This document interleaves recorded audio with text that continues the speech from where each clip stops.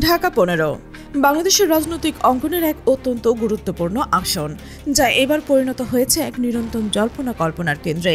এই আসন থেকে এবার প্রতিদ্বন্দ্বিতা করবেন বাংলাদেশ জামাত ইসলামের বর্তমান আমির ডক্টর শফিকুর রহমান। তার এই প্রার্থিতা এমনিতেই এই অঞ্চলের রাজনৈতিক তাপমাত্রাকে বহুগুণে বাড়িয়ে তুলেছেন, কিন্তু এই কঠিন প্রতিদ্বন্দ্বিতার মাঝেও যেন এক নতুন মোড় নিয়ে হাজির হয়েছে বাংলাদেশ জাতীয়তাবাদী দল বিএনপি, যারা এই আসনে তাদের তুখোর এক প্রার্থী শফিকুল ইসলাম খানকে মনোনয়ন দিয়েছেন।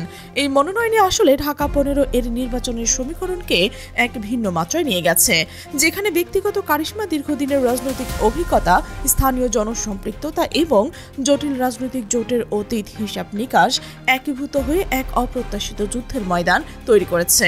এই লড়াই কেবল দুটি রাজনৈতিক দলের মধ্যে নয়, এটি অতীতের সহযোদ্ধা এবং বর্তমানের প্রতিদ্বন্দ্বীকে এক অসামান্য দ্বন্দ্বের প্রতিচ্ছবি। সম্প্রতি নিজের নির্বাচনী প্রতিদ্বন্দ্বী জামায়াত আমিরের ব্যাপারে বিএনপির এই প্রার্থী শফিকুল ইসলাম খান এক বিস্ফোরক ও একই সাথে কৌশলী মন্তব্য করে ঢাকা ১৫ আসনের রাজনৈতিক আলোচনার পারদ আরও উঁচুতে তুলে ধরেছেন। তার এই বক্তব্য একাধারে শ্রদ্ধা, কৌশল এবং আত্মবিশ্বাসে মিশেলে গঠিত, যা এই নির্বাচনের গভীরতা এবং জটিলতাকে পরিষ্কারভাবে তুলে ধরে। তিনি বলেন, জামায়াতের আমির ডক্টর শফিকুর রহমান একটা দলের সম্মানিত মানুষ। উনি রাজনীতিতে আমার চেয়ে হয়তো বা প্রবীণ হবেন, বয়সে আমার চেয়ে অনেক সিনিয়র এবং একটা দলের নেতৃত্ব দিচ্ছেন। এই আপাতত নিরীহ শ্রদ্ধাবোধের আড়ালে লুকিয়ে আছে এক গভীর রাজনৈতিক বার্তা। শফিকুল ইসলাম খানের এই মন্তব্য কেবল তার প্রতিপক্ষকে সম্মান জানানো নয়, বরং এটি বাংলাদেশের রাজনীতিতে বয়োজ্যেষ্ঠতা এবং দলের নেতৃত্ব দেওয়ার গুরুত্বকেও ইঙ্গিত করে। ডক্টর শফিকুর রহমানের মতো একজন জাতীয় পর্যায়ের নেতা একটি শক্তিশালী রাজনৈতিক দলের শীর্ষ পদে আসেন।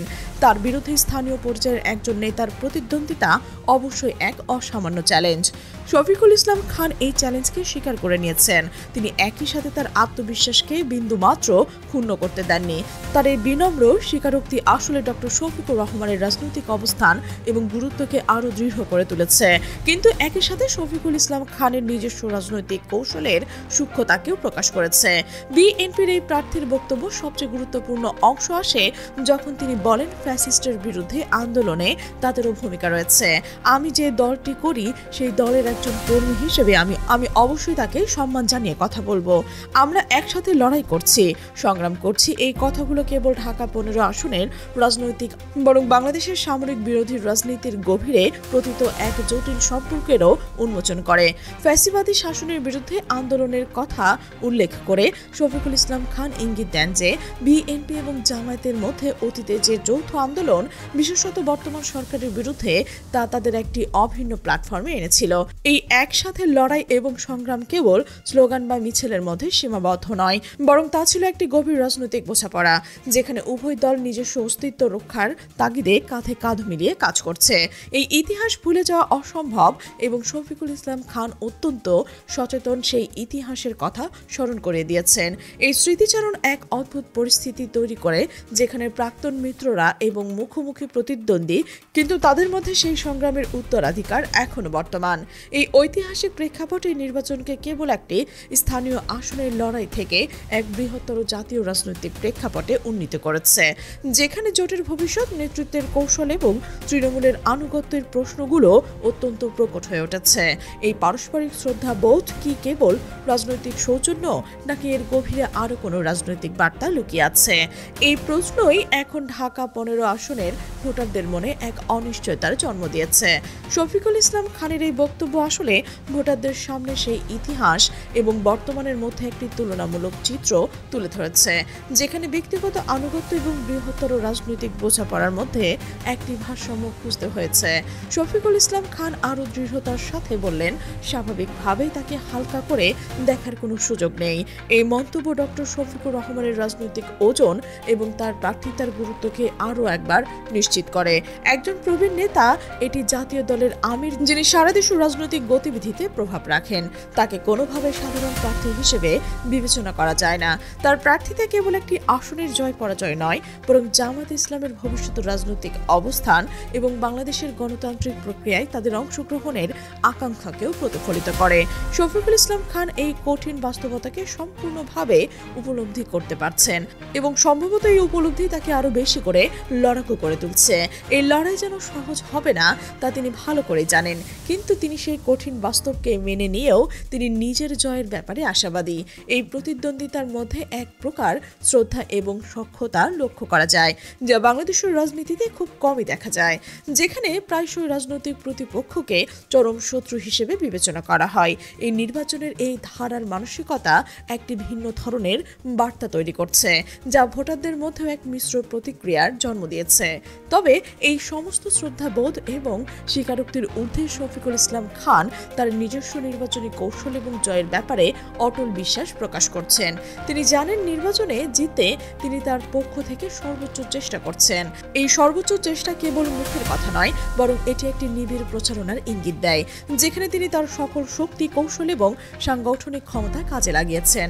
এই প্রচেষ্টার মূলে রয়েছে তার একটি মৌলিক বিশ্বাস: ভোট দিবে জনগণ, কে দলের প্রার্থী, কে দলের আমির, ওটা তার চেয়ে বড় বিবেচ্য বিষয় হবে কে এলাকার জন্য বেশি সময় দিতে পারবেন, কে কোন এলাকার মানুষকে, এই যুব সমাজকে ঐক্যবদ্ধ করতে পারবেন, কে ডাক দিলে রাতে 3টার সময় ওই ওয়ার্ডে চলে যেতে পারবেন। এই বক্তব্যগুলো শফিকুল ইসলাম খানের নির্বাচনী প্রচারণার মূল মন্ত্র। তিনি বিশ্বাস করেন যে ভোটাররা কেবল প্রার্থীর দলীয় পরিচয় বা জাতীয় পর্যায়ের গুরুত্ব দেখে ভোট দেবে না, বরং তারা এমন একজন প্রার্থীকে খুঁজবে যিনি তাদের স্থানীয় সমস্যাগুলো বোঝেন, যিনি তার পাশে দাঁড়াতে পারবেন এবং যিনি এলাকার উন্নয়নের সত্যিকার অর্থেই নিবেদিত প্রাণ। এই দর্শন স্থানীয় রাজনীতিতে অত্যন্ত গুরুত্বপূর্ণ, যেখানে প্রার্থীর ব্যক্তিগত চরিত্র, সহজলভ্যতা এবং জনসম্পৃক্ততা অনেক সময় দলীয় প্রতীকের চেয়েও বেশি প্রভাব ফেলে। শফিকুল ইসলাম খান তার এই বিশ্বাসকে আরও সুদৃঢ় করে তার নিজস্ব পরিচয় এবং এলাকার প্রতি তার গভীর দায়বদ্ধতার কথা তুলে ধরেছেন। তিনি বলেন, বিএনপির এই প্রার্থী দৃঢ়ভাবে বিশ্বাস করেন জনগণ সেই আস্থাটা তার উপরে বেশি রাখবেন, কারণ তিনি জামাতের আমিরের চেয়েও বয়সে ছোট। এই বয়সের পার্থক্য কেবল শারীরিক তারুণ্যকে বোঝায় না, বরং এটি নতুন প্রজন্মের চিন্তা ভাবনায় আধুনিক দৃষ্টিভঙ্গিরও প্রতীক। একজন তরুণ বা অপেক্ষাকৃত কম বয়সী প্রার্থী সাধারণ এলাকার যুবকদের সাথে আরও সহজে সংযোগ স্থাপন করতে পারেন, তাদের আকাঙ্ক্ষাগুলোতে বুঝতে পারবেন এবং তাদের একত্রিত করতে পারবেন। যুব সমাজকে ঐক্যবদ্ধ করার ক্ষমতা যে কোনো নির্বাচনে একটি জয় পরাজয়ের বড় নিয়ামক হিসেবে কাজ করে এবং শফিকুল ইসলাম খান এই দুটিকে খুব গুরুত্ব সহকারে দেখাচ্ছে।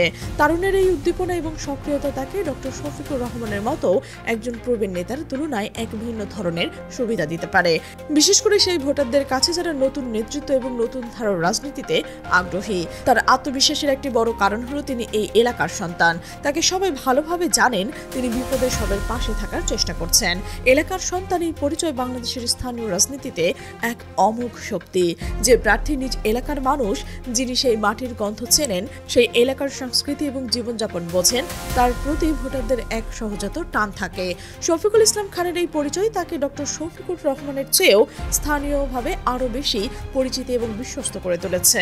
যখন কোনো ব্যক্তি বছরের পর বছর ধরে নিজ এলাকায় মানুষের সুখ দুঃখের পাশে থাকছেন, তাদের বিপদ আপদে ঝাঁপিয়ে পড়ার চেষ্টা করছেন, তখন সেই মানুষটি কেবল একজন রাজনীতিবিদ থাকেন না, তিনি তাদের আপনজন হয়ে ওঠেন।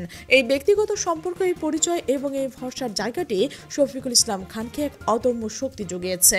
তিনি বিশ্বাস করছেন যে তার দীর্ঘদিনের জনসেবা এবং জনগণের সাথে তার আত্মিক বন্ধনই তাকে জয়ের পথে নিয়ে যাবে, যেখানে দলীয় পরিচয় বা জাতীয় নেতৃত্বের পদমর্যাদা ততটা প্রভাব ফেলবে না।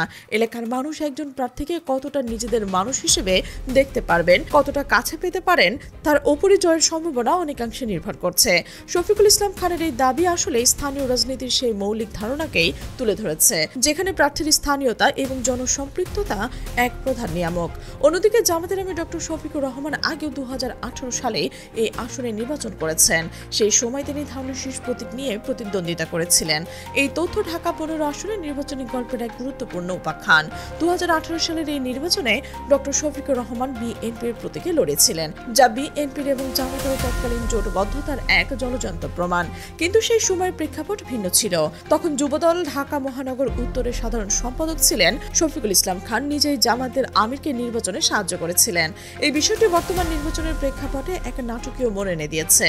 যিনি একসময় নিজের প্রতিপক্ষকে নির্বাচনে সহায়তা করেছিলেন, আজ তিনি তার মূল প্রতিদ্বন্দ্বী।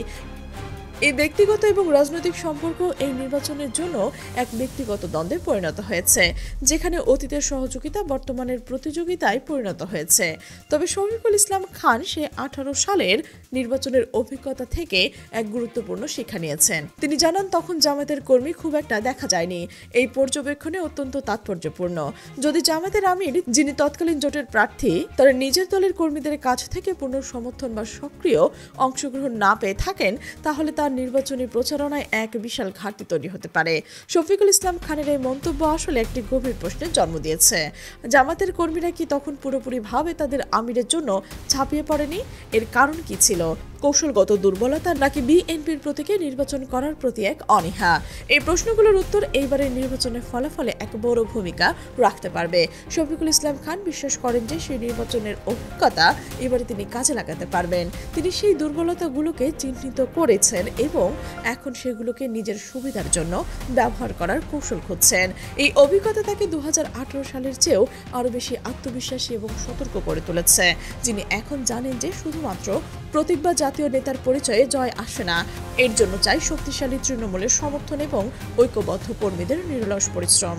এই সম্মিলিত প্রেক্ষাপটের ফলস্বরূপ ঢাকা 15 আসনে জামায়াতের আমির ডক্টর শফিকুর রহমান এক কঠিন চ্যালেঞ্জের মুখে পড়েছেন।